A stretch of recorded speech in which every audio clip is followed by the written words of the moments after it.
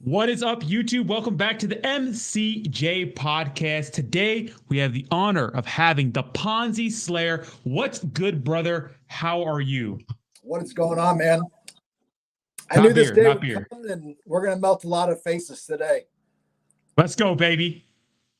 That's awesome, man. Okay. The first time I found your YouTube what I've done in this industry. So about 3 years ago, there was a national best-selling author who was at my gym, right? And he was like, hey, man, I know you're making a lot of money in your business. You should invest in this Bitcoin thing I got going on. I hadn't even really thought about investing in Bitcoin. I was just kind of like, okay, well, I trust this guy because he's a national best-selling author. Like, you would think he would have some kind of integrity and credibility, right? So I put $10,000 in this place called USI Tech. And as it got a couple months into it, things just weren't adding up, right? Like, you know, they're promising these kind of returns. They're saying that you're going to get this and that, you know, and just keep letting your packs multiply. Well, I'm a free thinker. I think outside the box. So when things aren't adding up or things ain't going as you say they're supposed to be going, I'm going to start looking into it. And so I started to be like, hey, you know, something's not right here. Like these are people that are making some allegations and some promises that they're not keeping. So I started digging a lot deeper. And what I found is, you know, they said they had a Bitcoin mining facility in Germany. They said they had a Bitcoin mining facility in the UK. So what do?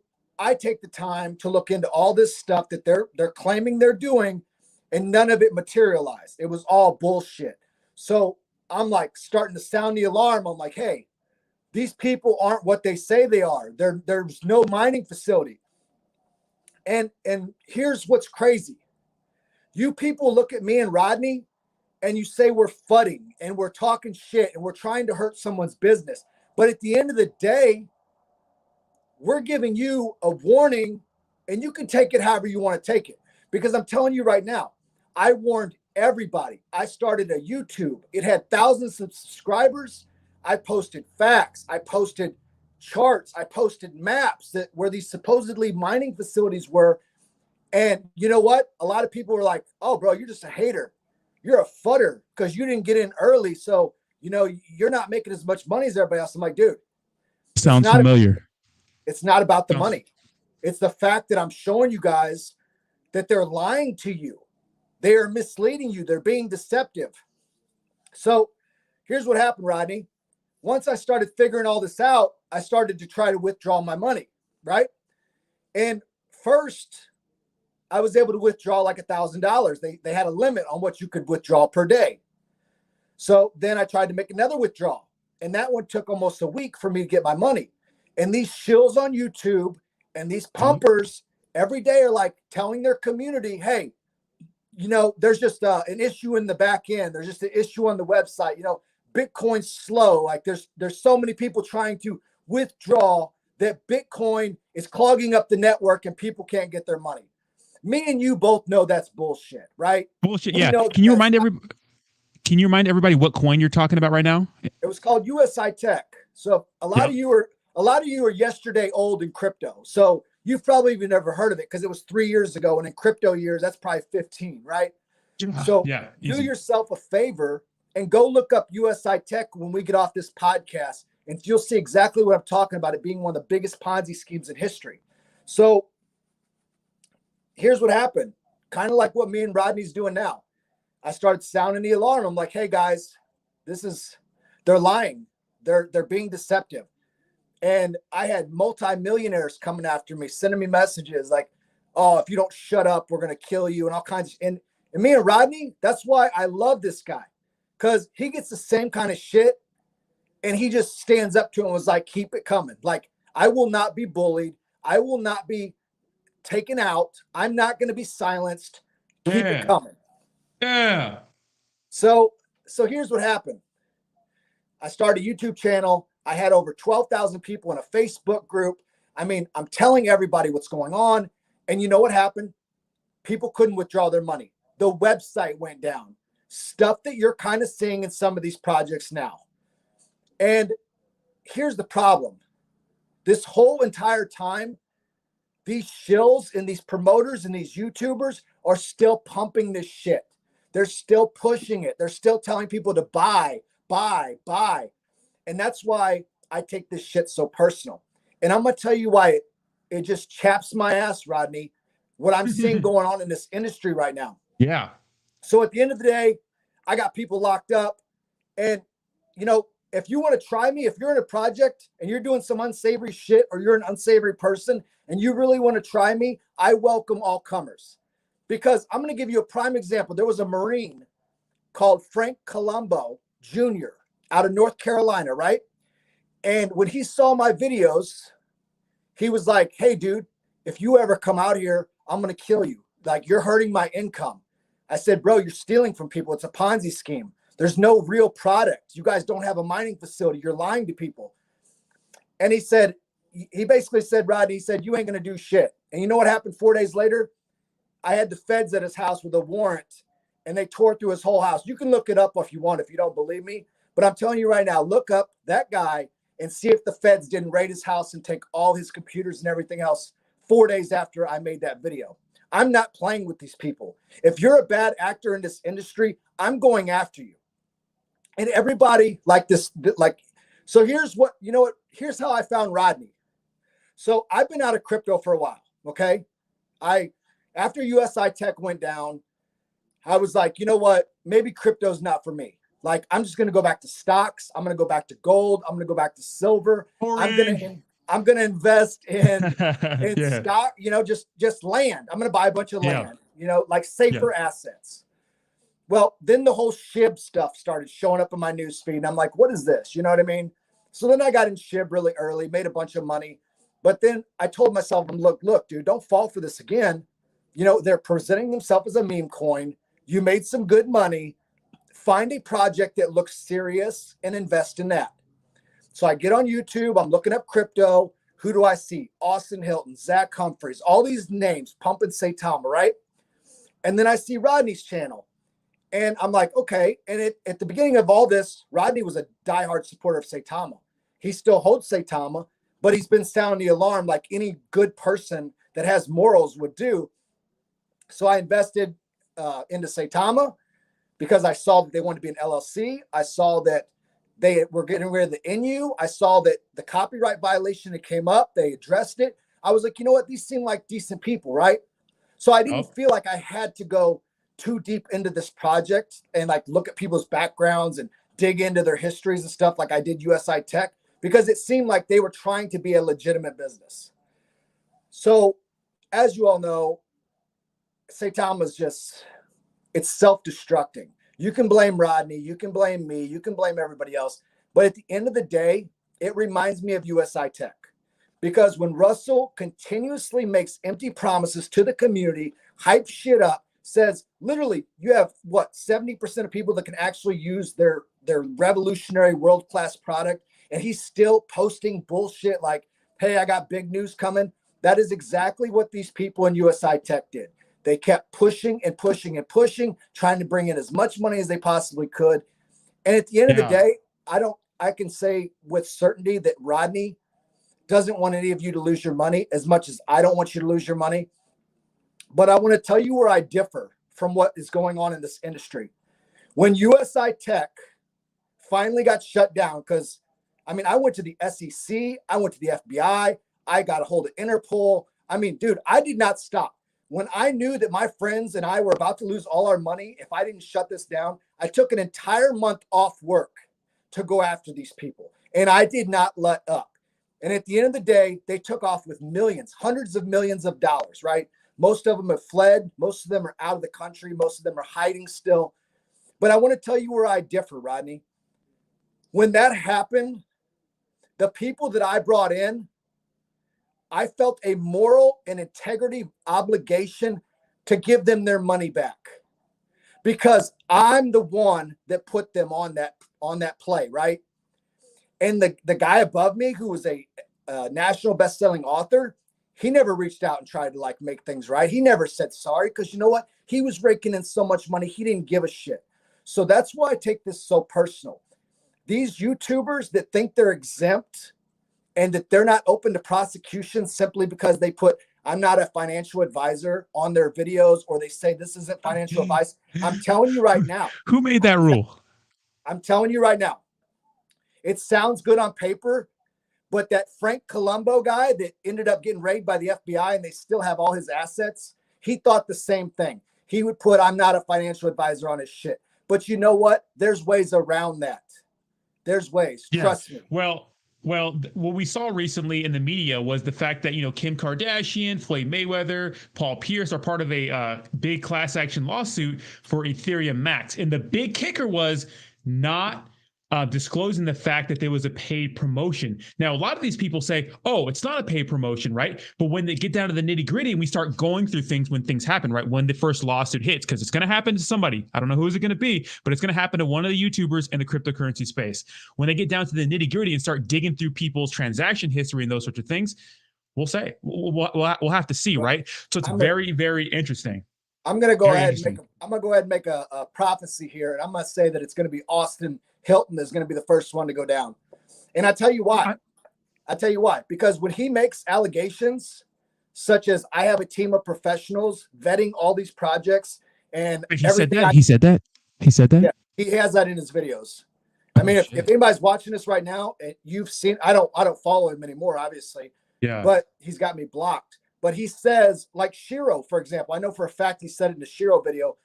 I have a team of investigators that go behind the scenes and look into all these projects before I bring them to you. That's why I have to ask money for these projects.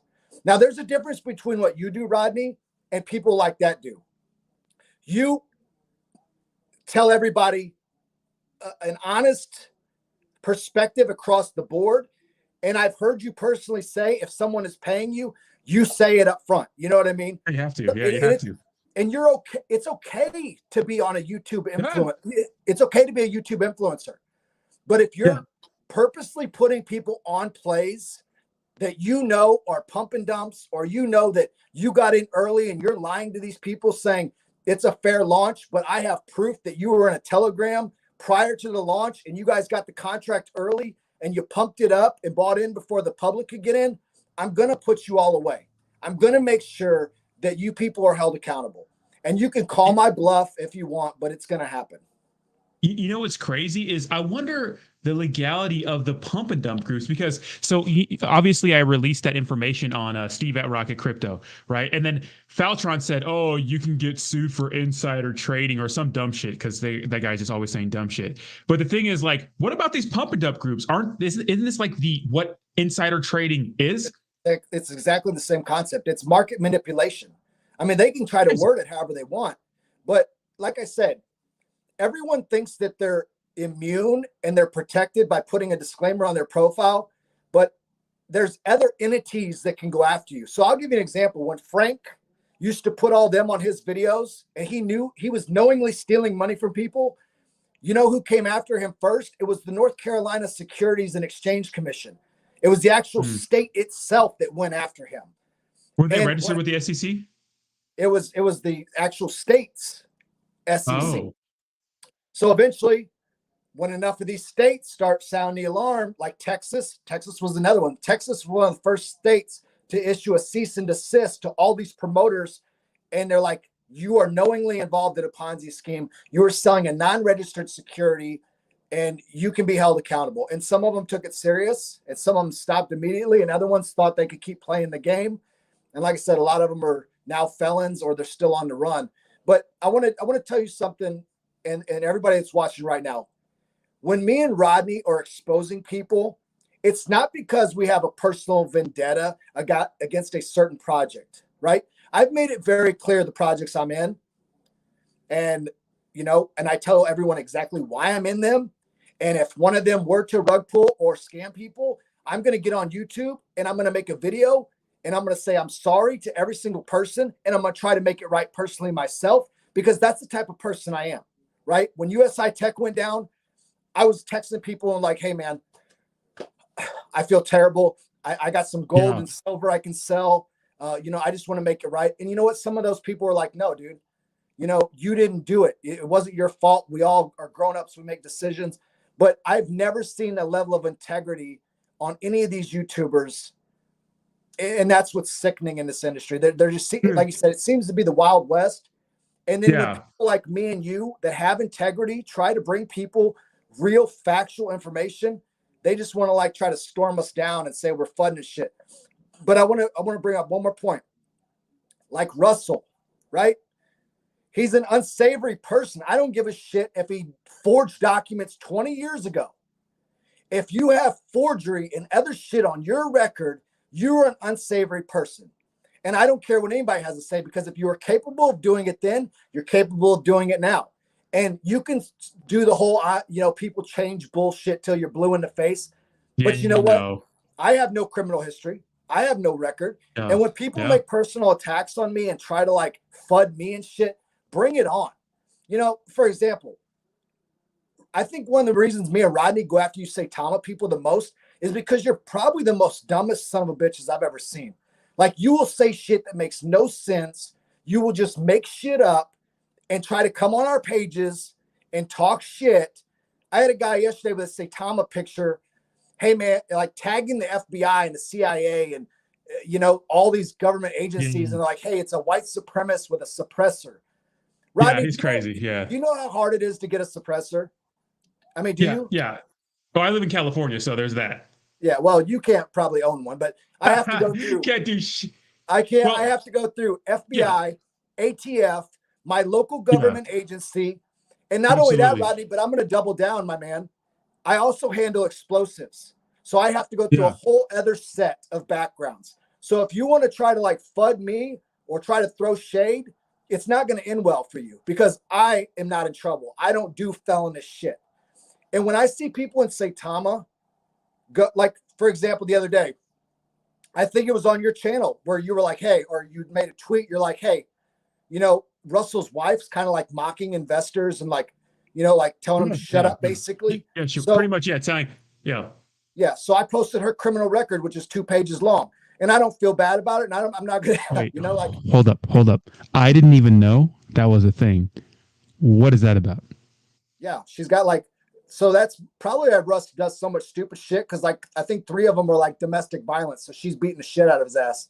So I mean, these are just she domestic violence on her part. Yeah, it's on my page. Oh fuck, 2 pages. Oh my god, I skimmed over. I'll send it to you. And then hey, Rodney, here's what's crazy.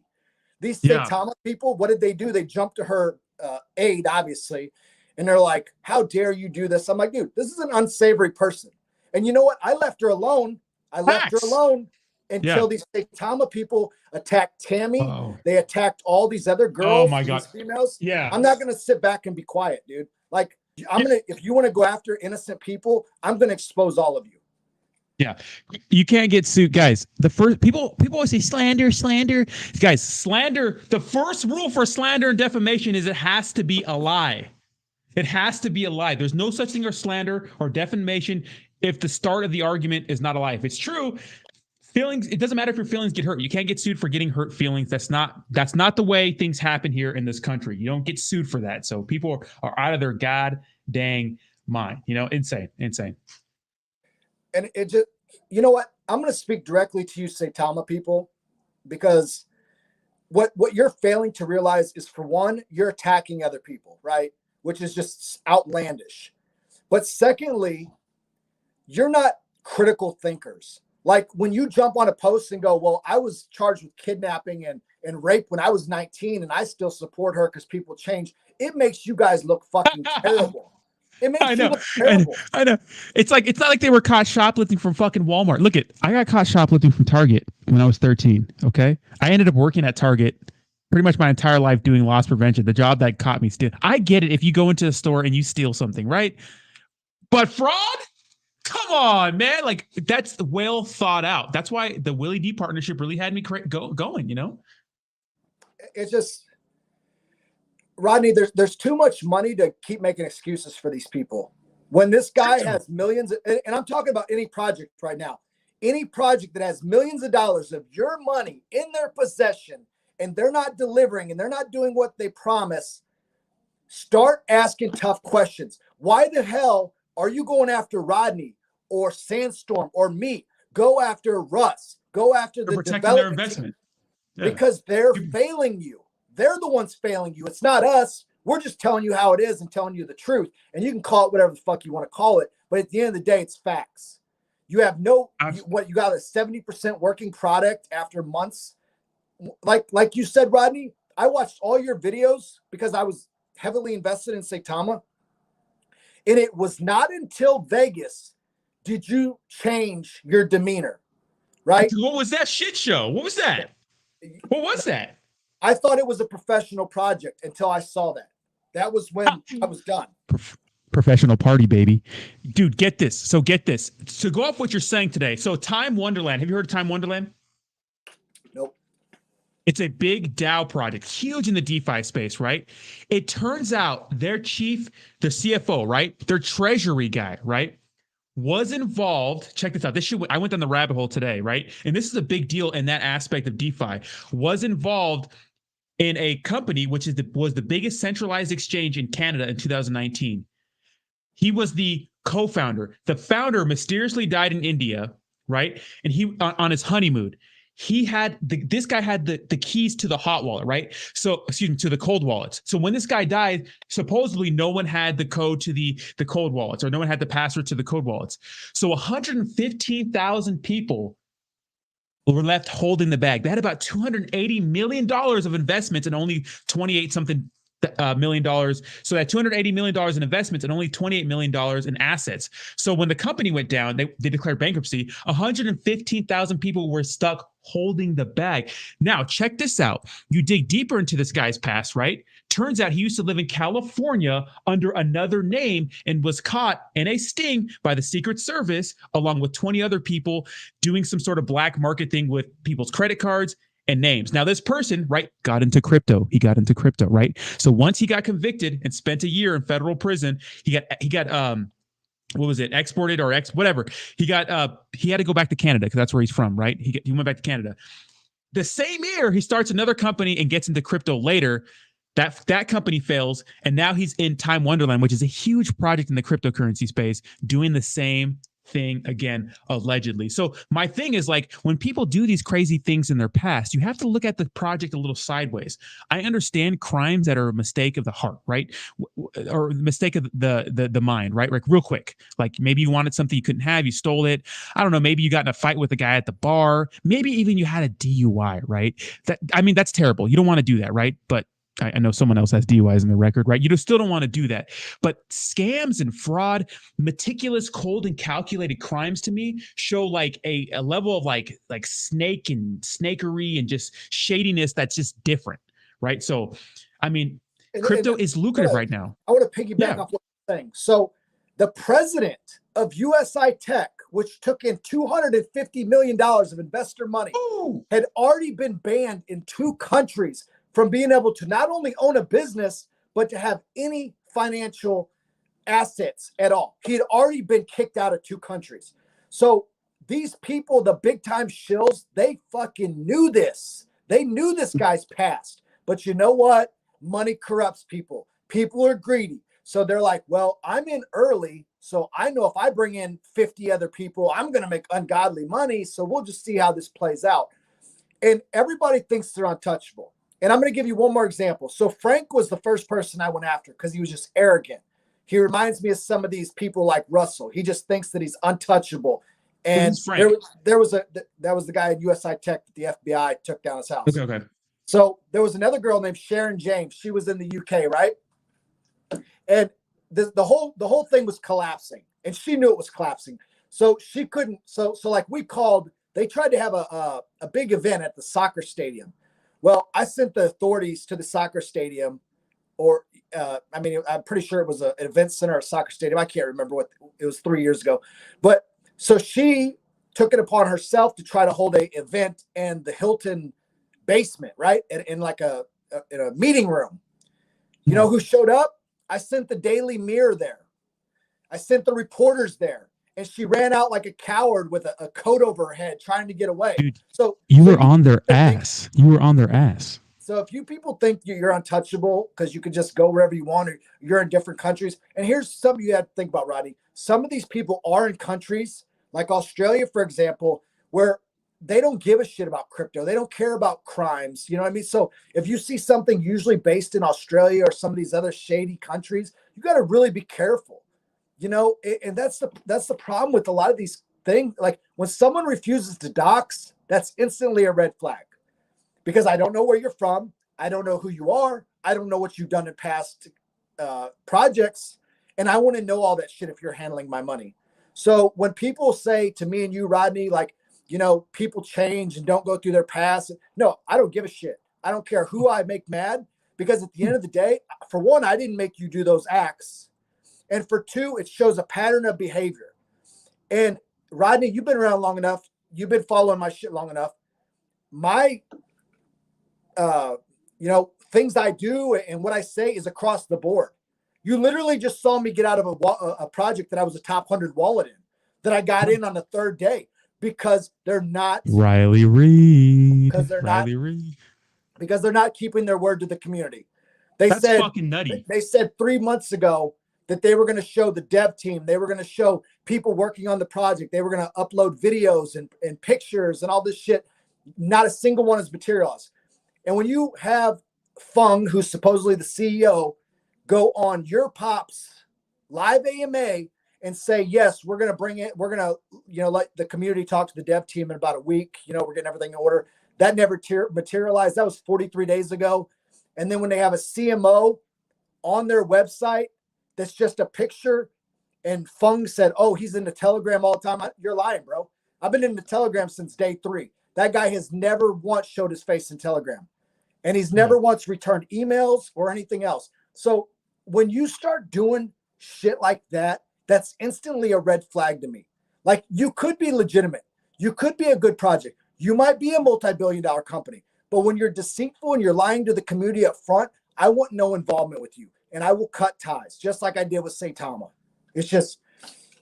Well, it's about just being congruent with your words. That's the thing. Like, here's the thing, guys. You're allowed to change your opinion if you believe in something, right? And then people don't follow. Like, they keep saying they're going to do something, and their actions don't match their words. Well, then you got to sit back and think critically. And people think that's fun. People think that's whatever. But that's being a human, not sitting there like a mindless sheep. You know. And what fucking got me so mad today, dude, is like there's a bunch of these YouTubers. I'm not gonna say any names, right? But this is what they're fucking saying now. Oh, I'm tired of this drama in Saitama. Look I already won. I already made my profit. That allows me to not really have any emotions in the game. All the while they were saying they're to hodl. I haven't sold a penny. It's like, dude, you're a fucking millionaire, some of you guys. You're a fucking 100,000-aire. You're saying you're hodling, but you're telling people to take profits. Average Joe fucking schmuck investor who's new to crypto goes on and watches your video, your hype boy video, and you're saying you're hodling, they're going to hodl too. They're going to do that. You can say, oh, it's your money, do what you want with it, but they're going to hodl too. But people have to realize you can't put yourself in their shoes, right? You're not in their same position. So if you're putting your paycheck, your rent money into fucking shit butt Unicoin, and this person's saying he's hodling until the end, or Hinoc hodling until 2031, don't follow that person's advice. When you're up 1,000, 100%, 10x, take some profits, diversify. Don't listen to these influencers, because when shit hits the fan, oh, I told you. You know, it's just bullshit to me. Bullshit. Rodney, I've ran multiple gyms that have been multi-million-dollar gyms that I've started from scratch. And I want to tell every single one of you out there that is involved in crypto right now, you got to think logically. For one, you have your base. Like Rodney just said, you have your diehard loyalists that have been there since day one. They put in a couple $100. Now they're worth $100,000. It doesn't matter what they do behind the scenes or what's failing. They're going to stick to their guns because they know that's their cash cow. But at the end of the day, you got to realize at some point you have to get fresh investors, because right now it's basically a Ponzi scheme. It's basically all the guys that got in front got all this money, and the only way for them to keep getting money is to get the investors that are already in to keep buying and buying and buying. It reminds me of a Ponzi scheme because they have no working physical product, and the product they do have right now isn't fully functioning. I don't give a shit how many YouTubers claim that it's 100%. It's not. When I can look up articles like on Benzinga and other places that say that their money was stolen, their Ethereum was stolen, No, you're not a fully functioning app. You have to stop making excuses for these people. Stop giving them a fucking free pass because they have millions of dollars of your money. Like, I don't care. Stop fighting each other and go after these developers. Go after these teams that are failing you. It's not Rodney. It's not me. It's not Sandstorm. It's these developers and people like Russ that are lying to your faces. And because you've put up with it so long and they think you're so loyal that you're not going to pull out and leave. It's maddening. It's fucking maddening. And at the end of the day, you have to realize there's people that aren't in Telegram, that aren't on Twitter, that are going to look at this project. And when the first thing they come in and they see is people fucking calling each other the N-word and, you know, all this other stuff. I mean, come on, man. Yeah. Yeah, you're going to turn them off. The thing is, like, I think people need to realize is that, you know, I watched a documentary. I watched it a few times, right? Different documentaries about the .com era, right? The boom, right? The bubble. Like, there's all these startup companies happening out of fucking bumfuck nowhere because it's lucrative. So a lot of people get in, but a lot of people get wrecked, right? You know what I mean? People are in and out, right? It's a good way for people to make money. You guys have to understand that a lot of these smaller cap community token companies say they're the next fucking best thing since fucking sliced whatever, right? They're not going to be around for long. You got to get in, you got to make your money and at least take your profits or at least take your initial out and maybe let the rest ride and get the fuck out of there. Because at the end of the day, a lot of these influencers, including myself, we don't fucking know what's going on. I can't tell the future. The only thing I can do is look at the information that's already there. Look at established companies and invest money into the people who are already doing things. But all these smaller cat community tokens that are like, oh, we're making NFTs. Oh, we're going to have a play to earn. Oh, we're going to have a DAO. It's like, no, the fuck you're not. You know, you have to think of it like that. You know, just use them for money. Be objective. Don't become married to them. You don't have to put a fucking banner on your Twitter page, right? You don't have to do that, right? But be objective. If you're a new investor watching this, or even an investor that's kind of new to crypto, I don't give a shit how many times these people tell you, because I have a blue check mark, because I have 100,000 subscribers, they fucking paid for these followers and these subscribers, right? I would rather have 1,000 subscribers that care what I have to say and genuinely interested than I would rather pay a bunch of people to just follow my shit and make it look like I'm important. Like I said, Austin Hilton, Zach Humphreys, all you shills that constantly pump these bullshit coins and you're lying, saying that you have a team of professionals behind the scenes vetting these projects when I have proof that you're lying. I have proof that you've been sent money and within an hour you already had a video up. Who the fuck vetted your project in an hour, bro? Because it took time to edit. It took time to do the video. You're lying to the community. And I'm telling you guys, if you're a new investor and you just don't know much about crypto, the second people are over-promising and under-delivering, get out or don't put your money in it at all. And I'm telling you, if you're one of these people that are following people like that just so you can get in a project early and pump it and dump it on other people, you are a piece of shit. You are a worthless piece of shit. Because at the end of the day, these are your fellow community members. These are people that have families. These are people that are trying to get away from the banking system and the government and do something different in DeFi. And you people are getting in these projects and purposely dumping on them, knowing that they're not going to be able to get out. I can't fuck with people like that, man. Yeah, I think people have to understand the motives of some people because a lot of these influencers, you know, and here's the thing. This is how we eat, right? Paid promotional videos is how we eat. But you have, first of all, you have to disclose the fact that you're being paid. You have to, right? You have to, because if you don't, then people think that you genuinely found this on your own and they see maybe your past successes and they correlate that with it. Hey, well, this guy spotted this project. I'm going to be successful in it because he's good at picking products, right? You have to disclose that information. And guys, people have different interests. They have to look out for number one. They're trying to secure their future. They're trying to secure the future of their kids, their wife, whatever, right? These Patreons that cost $20 a month, they have 300 fucking members. That's a lot of money. That's a nice paycheck every month, right? These Patreons, they're literally just getting into smaller projects, right? These products reach out to them, right? They give them ETH or their tokens or whatever, right? They get into these products, they put it on an alert, people buy, they make a video on it, then they sell, right? So that is the routine. Happens all the time, but people have different interests. So here's the thing, you got to be a little selfish, right? When you're investing, look out for number one. Look out for yourself, you know? Yeah. You know, when you started, or when I started following you, you only had 2,900 subscribers.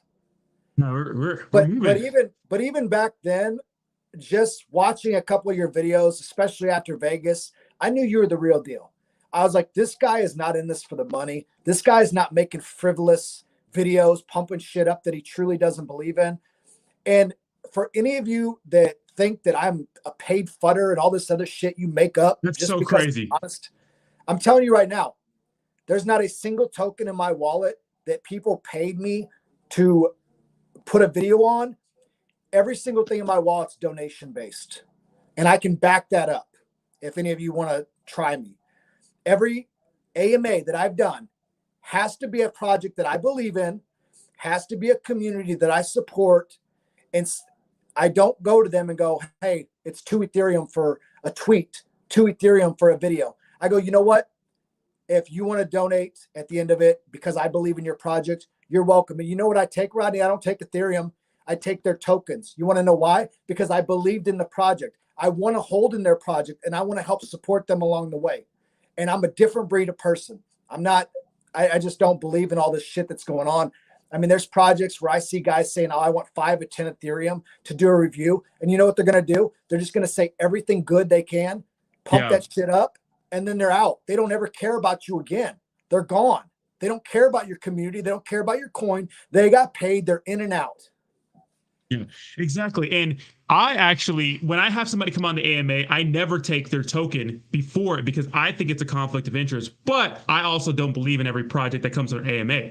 But they also know if they're coming on the AMA, they're going to get some tough questions from the community. And so many people in the products that come on for my show for an AMA get destroyed in the comments, but that's good for them because they're getting constructive feedback. They're not getting a bunch of people in my chat saying, oh my God, this is great. People in my chat are just shitting on these projects, but that's good, right? They're asking, what's your liquidity locker? Or are your developers doxed? They ask all these crazy questions like, oh, wasn't this guy a part of another team that rugged or something like that? So when they come onto my show, which I have not been getting a lot of AMAs for that reason, is because I tell them, yeah, you can pay me, but I'm going to ask you tough questions, Or say, for example, I do a token review. I tell them I'm going to do a review, but first I'm going to put a disclaimer that it's a paid promotion and I'm going to be honest, right? I'm not going to say this is the next 100x because that's not what you do. But I always take Ethereum or USDT. I don't really do their tokens because I'm just not interested in a lot of these projects. And it's just a review, And here's what I like about you as well. So, like I said, we can be. I want to invest in these projects that I do my AMAs on simply because there's so little of them. Like you just said, people aren't beating down my door to do reviews because they know I'm going to dig. I'm going to spend hours going through your website. I'm going to look up your history. I'm going to look up the team. And so me and Bert do a lot of AMAs together. And one of the requirements for you to come on an AMA with us is you have to dox yourself. I'm not talking to a fucking avatar. I'm not playing. 100%. Everybody loves to say, oh, well, my safety's at risk. You know what? There's lawyers, there's judges, there's people in professions with some unsavory people that have to show their face, their name, and go to work every single day. I don't want to hear your shit about I don't want to dox. And you know what? That builds credibility with your community. Like, I'm going to give you an example. Yesterday, I did one with Helsing. It's a gaming token in the metaverse, very small cap. They've only been around 2.5 months, right? And I was like, look, you have to dox. Like, I'm not going to do an AMA. Like, I like this project. I love your community, but you have to dox. And guess what? They said, you know what? We plan on being here long term. And if that's what the community wants, that's what we're going to do. And they damn sure did it, and they killed it. That is the projects I want to cover. And like I said, Rodney, a lot of these people aren't going to be beating down me and your door because they know we're going to ask tough questions. They're not going to get softball questions. I'm going to dig into your project. I'm going to find everything I can find out before I go. And here's what I wanted to touch on, what you just said. You said you don't take tokens or ETH before. Neither do I.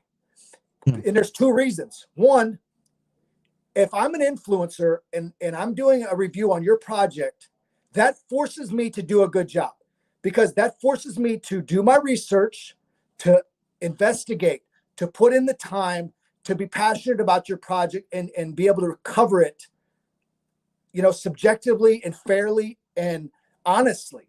if I just get your project 10 minutes before an AMA and I just scroll through and I'm like, yeah, this kind of looks good, and I feed people a bunch of shit, what did I really do? Like, why am I worth anything? Like, what is my credibility if I'm not going to invest in these people and these projects and show that I honestly put my time in? So, I mean, I'm with you, man. Like, I just think this industry needs a change. Yeah, I absolutely, you cannot do an AMA without doxing yourself. That's fucking ass backwards, you know? But the mass regulation, that's a good topic to segue into. First of all, I want to know about your past a little bit, about you, man. So you fought Kimbo Slice.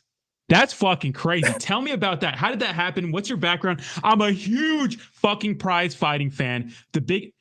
I fucking know everything, okay? So the fact that you fought Kimbo Slice is insane. So I'll give you guys a quick rundown. I did 4 years in the Marines, honorable discharge. But if you ask Saitama people, I got dishonorable discharge. But I'm telling you, I have the DD-214 if you want to see it. I trained with the Israeli Special Forces in Israel for a month. It was an Israeli counterterrorism sniper school. There was only like 500 Marines in history that went to that school. I did 3 deployments. I got out of the Marines. I went to college. While I was going to college, I decided I wanted to try my hand at fighting, because all the animosity and anger I had from 3 deployments and everything else, I decided, you know what, I'm going to see what I can do. Went to college, and I was training under Matt Hughes and Robbie Lawler at their gym. I became a professional fighter. I did that for a while. I mean, bro, I'll be honest with you, I didn't even train. I would go in the gym like once a day, go to school, and then they're like, hey, do you want to fight this weekend? I'm like, fuck it, I'll fight. You know what I mean? Baby. I just like winged it, right? So then I had been doing MMA, and then all of a sudden one of my promoter buddies was like, hey man, do you want to box? I'm like, bro, I don't even fucking box, bro. Like, I guess I ain't got shit going on this weekend. So he was like, hey, let's go to Kansas and box. So it was like, I think the guy was like 8-0, like, and I was 0-0, and I took him to a decision. I lost by decision. And he was like, damn, dude, you got more fucking heart than anybody. I'm like, whatever, dude. I still lost, you know, like, whatever. So then he calls me a week later, Rodney, and he says, hey, you want to fight Kimbo Slice? I said, stop fucking playing, bro. Hey, Rodney, I'm like, dude, are you talking about the guy that's knocking out fucking people's eyes on YouTube and shit? Yeah. And he's like, yeah, that guy, right? So then I'm like, dude, I need to think about this for a minute. Like, I literally just fought last week for the first time ever in boxing. So then I sat there and I was like, this guy could take my soul. You know what I mean? Like, he could literally hit me so hard and probably take my soul. So I called my manager back. I'm like, you know what? Fuck it. Let's do it. You only live once, right? So we go down there, and Rodney, you're going to die, bro. We get to the casino. Every fucking TV in the entire casino was him knocking that guy's eye out, bro. That was the guy in the backyard, right? I forgot who his name was, but yeah. So I remember that shit. So he weighed in at 245. I weighed in at 206, right? Big boy, yeah. Rodney, you're gonna die, bro. So we're at the press conference, right? He's got all his gold chains on, and he's got his bandana on, and he looks at me, Rodney. Rodney, he looks at me dead in the eyes in front of all these reporters, and he says, I'm gonna knock this little white motherfucker out and go back to my trailer and eat me a nice sandwich. And I was like, hell no, bro. Hell no. And then I was like, what do you say to that? You know what I mean? I was like, you know what? Fuck it. We'll see tomorrow night. And I tell you what, Rodney, that motherfucker hit like a freight train, bro. Like he did, everything they said he hits like. But you know what? At the end of the day, I went all 4 rounds with him. I almost knocked him out. I won the second round. And then he was like, at the end of the fight, Rodney, they gave him the mic and he said, hey, I'm not even kidding y'all. I tried to knock that motherfucker out for the last 4 rounds. And that little fucking dude just kept coming and coming and coming. He's like, I never seen somebody with so much heart. And I tell you what, I'll show you this real quick. So wait, is there a video of the fight anywhere? Yeah, it's on YouTube, but he signed this shirt for me. Okay. And it says, Charles, you hit hard as hell. So hell yeah. After the fight, he was like, bro, you almost fucking KO'd me in the second round. Like, he's like, I was out for a minute. And then when I fell into you, I kind of woke back up. But other than that, do a review on that fight. other than that, I opened a nonprofit a couple years ago for children with PTSD and depression. So I do a lot of work there. I pretty much fund that myself. I mean, you know how it is. There's a million charities out there, and people might donate $100 here and there, but it's 99.9% funded by me. I was on American Ninja Warrior season 11. I've just done all kinds of shit, man. I was 3 away from getting to the finals, bro. God damn. But it was another one of those things that was fucked up because they called me and they were like, hey, you made it on the show. And I'm like, when is it? And they're like, in a week and a half. I'm like, dude, like I'm like 225 pounds. Like, what the fuck? Like, because when you submit those videos, you're waiting for months. You know what I mean? Like you submit your video and you don't hear from them right before the show.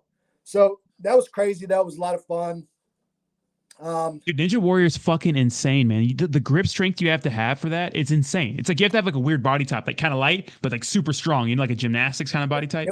It was a lot of fun, man. It really was. Like, it was a unique experience. I mean, fuck, Rodney, I've done it all, bro. I was on romance novels and shit, just like all kinds of shit, bro. Like, what the fuck? Yeah.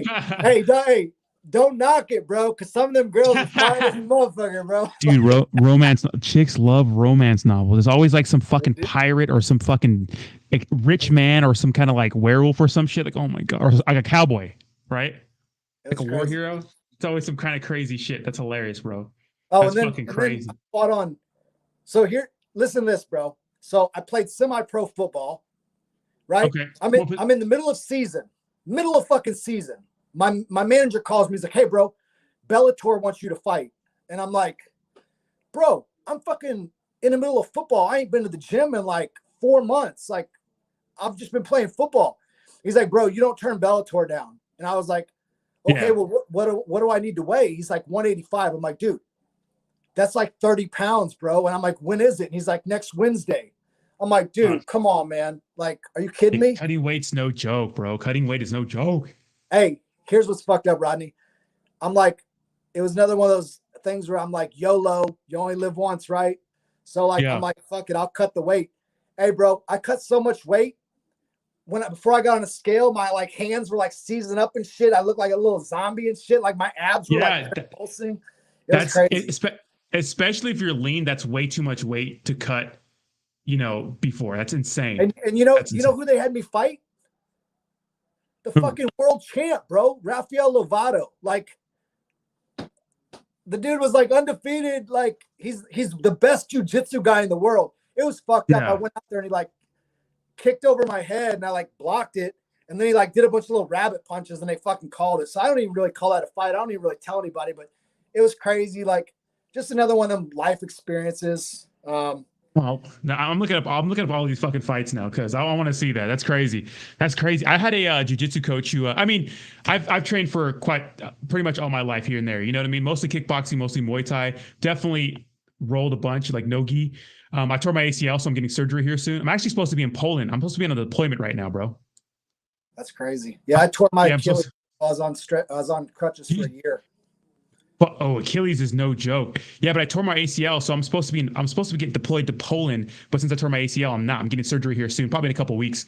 But I can't train or anything like that. But I had a jiu-jitsu coach back in the day at Alliance who fought in the UFC and just got finished, man. Just it sucks seeing one of your coaches go out like that. You know what's crazy is Matt Hughes was my coach. Matt Hughes was the guy that we would go to his house for Christmas and shit. And like for my first professional fight, Matt Hughes was in my corner, like coaching me and shit. And he got hit by a train, bro. He like tried to outrun a train and he saw that, bro. That's crazy. And he's like kind of like messed up forever now, right? Yeah, he's going through like stem cell and shit. And then Robbie Lawler was in my corner. Yeah. Love Robbie Lawler, I saw I was watching some OG fights the other day. I saw his fight against BJ Penn, man. BJ Penn was a little fucking animal, bro, during that time. Isn't that crazy? You look at the guy and you're like, but can throw down. I tell you what, the MMA community is a whole different beast though. Like you can meet these big names and most of them are really good people. Like Matt used to be a dickhead. I mean, I remember one time I threw him and he like grabbed me and tried to like body slam me and started yelling at me and shit. But then the next day he texted me and was like, hey, I'm sorry, bro. Like, I mean, it's it's just a community of people that like are really competitive. Like they just want to be athletes and competitive. So it's like, it's a very welcoming community. So like you said, if there's people that have been thinking about getting into jujitsu and that kind of stuff, always go try it. Go try it. And you'll love the type of people, you know? You got to throw hands. I've met Jocko at down here at Victory, and I've met Chael Sonnen over in Portland at one of the it's like a Rose. It's some of the local fights there, and they're both some of the coolest dudes you meet, like down to earth, willing to talk to you. And I met Jocko. He got cut on his face or something like that during while rolling. So both pretty small guys in person. Like, oh man, these guys are small, but probably kick your ass. You know what I mean? Like, but very. So I remember my second pro fight. We got picked up at the airport, and it was a huge stretch limo, and Chuck Liddell was in there, and we're just bullshitting, you know, and you know, he's what you would think you'd be in real life. He's just a fucking funny dude. And he was like, yeah, man, I remember back in the day when, you know, we'd get on a scale in a barn and fight people in barns and shit. And I'm like, you know, the whole industry's came a long way, you know what I mean? And yeah, I just feel like it's one of those things that if you're not involved and you've been thinking about it, you should just go try it. Because it's not what you think. Like, you don't show up at the gym and people try to bully you and beat you up. No, never. Community. Yeah, never. It's never like that. It's always about respect. That's what martial arts is. It's always about respect. Some of the most level-headed guys you can hang out with, the coolest guys. And what I like about it is just like getting into the thick of it, like going on sparring days and just chopping it up with people who like live everyday lives and just go to throw hands and whatnot. And it's always cool. It's always love, you know? I mean, you got your bad actors here and there that just, you know, go too crazy, but dude, martial arts is like the best experience. And you get a workout and you learn how to defend yourself all at once. So if you're not into any martial arts, you need to start. You need to start, especially jujitsu. And like I said, Rodney, there needs to be more people like me and you in this industry. Yeah. Like I said, I can't think of any time in history I've ever got on YouTube and seen a influencer say, I know I put you in a rug pull. What can I do to help you and your family? I've never seen it. To this day, I still feel bad about some, even though I paid most of them back. Some of them wouldn't take my money. They're like, it wasn't your fault, but it still bothers me, bro. And the fact that it doesn't bother these people, that they can rug these people and take their money and go right to the next project, like Bryn the Wolf and Raul Vero and all these other people. Like, no, I'm telling you right now, if you guys are being rug pulled, for one, if you keep letting them do it to you over and over, then you deserve it. But if you're a new investor and you just got into this and you got rug pulled and they keep stealing from you, I can't stress enough. Screenshot their shit, start saving it, send it directly to me, and there will be accountability in this industry. And like you said, what were you talking about, the adoption earlier? The move by Biden, this Bitcoin isn't a national security risk. You know what's a national security risk? The fucking open border.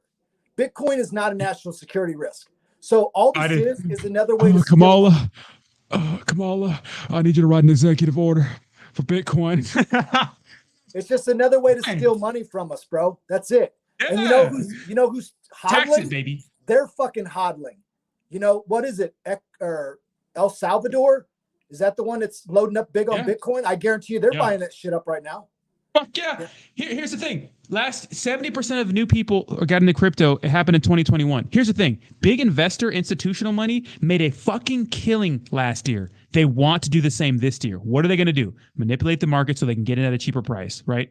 So just keep that in mind. You got to put you up on game. You got to understand that they're trying to get in. And let me give you guys a prime example. There was a girl that I knew that had 15 Bitcoin. Bitcoin dropped to $3,000. What, a year and a half ago, something like that. And I don't think it was 3,000. Or no, it hit almost 3,000. Like not last year, but maybe the year before. I don't remember. But she texted me and was like, "Hey, it's at 3,000. Like I'm selling." I'm like, "Do not sell Bitcoin. Do not sell it at $3,000. They're manipulating the price." And guess what? The fucker came back to $60,000, and she was like, sent me a picture of her like with tears and like, you know, like you got to hodl, man. In legitimate long-term projects that you believe in, you have to hodl. 2018, you're right. So maybe about 3-4 years ago, it did hit $30,000. Damn, yeah. And I want to say one more thing, and this isn't directed exactly towards Saitama, but you guys are the most toxic community that I've ever seen.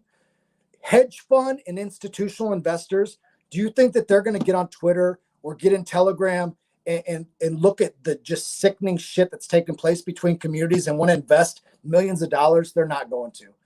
So at the end of the day, the gig's going to be up. You cannot keep bringing in new investors with that kind of toxic culture. You need better ambassadors. You need a dev team that delivers. And if the dev team that you have can't deliver, then get them the fuck out of there and bring in somebody that can. Because Rodney and myself have said since day one, Saitama can be saved. Saitama can 100%. Be saved, and it can be a good project, but it can't be a good project with who's involved right now. That's my personal opinion. Yeah, no, I got to agree with you there, man. I think that at the end of the day, I feel like it's like, just stop lying. It's like the other AMA they had the other day, Russ is like, we've been working on this thing for a year. And then the next fucking sentence or a couple sentences later, Max is like, yeah, we try to push a project out in 2 months. It's like, well, what's fucking going on? And they give you we've been working all day and night. I've been working 20 hours a day. On what? On what have you been working 20? I thought this thing was ready before November 13th. What the fuck? I thought you're outsourcing that to Max. Like, what the fuck is going on? You know what I mean? I just feel like none of it makes sense. It's a bunch of bullshit, but the idea is good and there is a market for what they want to do. So if it's good, it's good. And then I'm invested. I'm not sure if you're still invested. We're going to go to the moon, No, but here, once again, I did bring in people that are still invested. Like, I've made it very clear when I enter a position and I exit a position, the people that I know for a fact followed me, I let them know. I'm like, hey, I don't like the path Saitama's going. I don't like this CEO. I'm exiting my position. And some people did. And some people said, no, I'm staying in. And that's their prerogative. But at the end of the day, I told them and I let them know, hey, I'm leaving. Same with Shiro and some of these other places. They're more than welcome to stay. They're more than welcome to go. But at the end of the day, I let everybody know where I stand. No project is exempt. I treat everybody the same. So if that's being a paid fodder, then it is what it is. But when let me throw Shinja, for example. I think you were around when I did a week of videos on just Shinja, right? And then people literally in Saitama are like, bro, you're on the payroll for Shinja now. I'm like, dude, I've never even had a fucking Shinja token in my wallet. Like, you people just make shit up. You know what I mean? Like, it's they just pull shit out of thin air and they just think that it's going to go pass and it just doesn't. It's crazy, man. Yeah. Well, I think another thing we have to take into account too is that, dude, 90% of these products are not going to be here. Probably more. The ones we're talking about, guys, understand that they're all experimental plays and probably the best use case is to make money. So when they slow rug pull, because here's the thing, it's not going to be a traditional rug pull anymore, here and there, right? It's going to be, we're going to drag this product out for 6 months to a year. We're going to say, hey, we have to start over. It didn't work out. We're going to move to V2. We're going to do whatever, right? But they're going to do a slow rug pull where they scrap the project and those sorts of things. So when you can, and while the getting is good, take your profits, make the money. Right? Do you know, I think me and you're the only one that ever exposed Mononoke. I literally think me and you are the only two people that ever made videos. I was on that ass, boy. I was on that ass like crazy. Yeah, I was about it at first, but then they miss targets, miss promises. Nothing, nothing's happening. And then the shield people, because the shield people run a train on a project, right? And they pump the fuck out of that thing, and then it flatlines, and they say, oh, we're going to release the game or a beta test this day, or hey, we're going to have some changes this day. And all along the way, they were releasing the same looking game demo. And this is the number one red flag for me. When I come into your Telegram and I ask professional, legitimate, investor-orientated questions and you fucking ban me, I don't care what you say, Thomas, Shinja, or any other people think. I hate Mononoke more than anybody. Like, I just cannot stand that project. And the fact that the devs have that kind of egotistical attitude towards their investors, now, I think they're the number one worst project out there. So I know, Saitama's probably a close second. Shiro's tied with them, but Mononoke's definitely going to be always number one on my list. Yeah, Mononoke is pretty shitty, and the devs still won't dox themselves. And it's like they made another community token right in the middle of all this bullshit, the Fortune. So that was insane to me. It's like putting the cart before the horse. Like, bitch, you don't even have a working game. But I guess they're beta testing it now, and a select few people got to play it. So we'll see. Definitely overvalued. I forgot. I don't think I messaged you, but like a week ago, a guy like when that Fortune and Mononoke were pumping like side by side, he sent me a message and he was like, you remember when you and Fudney made those videos? And I was like, yeah. And I still think it's a shit project. Like, you couldn't pay me. If you gave me $1 million in Mononoke, I would sell it. Like, I don't want your shit coin. And then I would sell it too. Yeah. look at it now. You know what I mean? Like, Yeah. crazy, bro. Yeah. Well, I made a skit about that. It's like, One day of it pumping 20%. you fucking dummy. I told you it would pump, you punk ass bitch, and you zoom out and it looks like shit. It's like, dude, what the fuck? Give it some time. Let the shit pump like 200%. Then we'll talk. Yeah. I'm at this point in my life, Rodney, where once you start lying, even if it's little lies, I don't want involved in your project. If you're going to lie and say our dev team's going to show their face in a week and they don't, we have a CMO that's, in the chat all the time talking to people, and I know you're lying. If you're going to lie about little shit like that, what the fuck else are you lying about? And that's why I'm just very selective on who I associate with myself with. And I've made this very clear, Rodney, just the same way as you did with Saitama. At the point where you stop being what you say you're going to be and you start, being deceptive to the community, I will walk. I'm not married to any project. I will not stay married to a project that is not treating their community correctly. And, some of you, all you care about's money. I care about my integrity. There's a difference. I think you got to look out for number one sometimes with these project guys. You really got to look out for number one. And that's yourself. I understand. Like you want to, I do feel bad. I had some personal friends I brought into Saitama, and it sucks because you start noticing the promise, the hype was there, and it sucks because now you start noticing some inconsistencies. But I do feel bad for some of the people that follow my channel and whatnot. But I felt like it was a good turn to just tell people how I feel, right? Because it's a slippery slope going down the path of straight shiller. Because it's nice getting all the views, it's nice getting all the subs. You don't want that to stop. And that's what I noticed when I started talking, like you could say I was fighting Saitama, speaking critically. What really got me was the Willie D situation, the fact that he was involved in all those scams. That's when I talked about it, and people were going to crucify me. I'm like, guys, this is a fact. This happened. This is important. And why shouldn't we talk about this, So I thought it was a good move, even if I lost subscribers, to start talking about how I feel, authentically, and make it a little funny. You know what I mean? And like you just said, I know for a fact brought in people. I brought in people that I know are for a fact refused to sell when I said I'm leaving. So at the end of the day, I still have a responsibility to hold them accountable. If Saitama is not delivering and these other projects are not delivering, I'm going to hold you accountable until you fucking deliver and take care of your community. And it's easy to be these shillers who pump it every single day because you're, like you said earlier, you're already sitting on a fucking big bag. So why would you want to lose that? Why do you want to lose your cash cow? But at the end of the day, 99.9% of them don't give a shit about the retail investor. And I got a serious problem with that. Absolutely. All right, then, Big Pimpin'. Looks like we are on the top of the hour. Dude, it's been fucking real. Good ass. We gotta do another one of these. Anytime you want, brother. Anything you want to talk about. Absolutely. And I think Alonso, one of the friends of the stream, big gun guy, wants to go shooting with you. Texas guy, though. Yeah, I was actually in Texas for the sniper challenge probably about 5 months ago down there. Okay. The Rebel Ranch, I believe it was called. So all right, I'm gonna tell Alonso to hit you up. Alonso's big gun guy, former Army guy and whatnot. Tell Alonso, if you're watching, I'm actually doing the sniper challenge in Oklahoma in June as well. Hey, so, okay. Around. So all right, so fucking cool, man. Well, thanks for stopping by, brother. I'm gonna end the stream and talk to you a little bit, but so you could just do a little outro or whatnot. Any last words you'd like to say to the crowd? Just guys, start doing your research on these projects, and if something doesn't seem right, instead of attacking other people and other projects, go after the development team and the people that are lying to you in the first place. And then maybe those people will start doing what the fuck they're supposed to be doing and taking care of their community like they said they were. And if you see them lying about little shit, that should be a red flag, because if they'll lie about little stuff, they'll lie about big stuff. Just protect yourself, man. At the end of the day, you can call Rodney Fudney. You can call me fucking whatever you want to call me. But at the end of the day, we're looking out for everybody's best interests, and it's not for $1. I promise you that. Absolutely. Fuck yeah. Well, thanks a lot, brother. Everybody, thank you so much for watching. Alonso's going to DM you. So, dude, if you guys came together, it'll be fucking legit. Thanks again for watching, guys, and thanks for having Mr. Ponzi Slayer on here. And if you guys want to hit him up, the link to his Twitter and his YouTube are in the description down below. Give him a follow, subscribe to your channel if you want real, honest feedback. All right, awesome. See you guys later. Peace.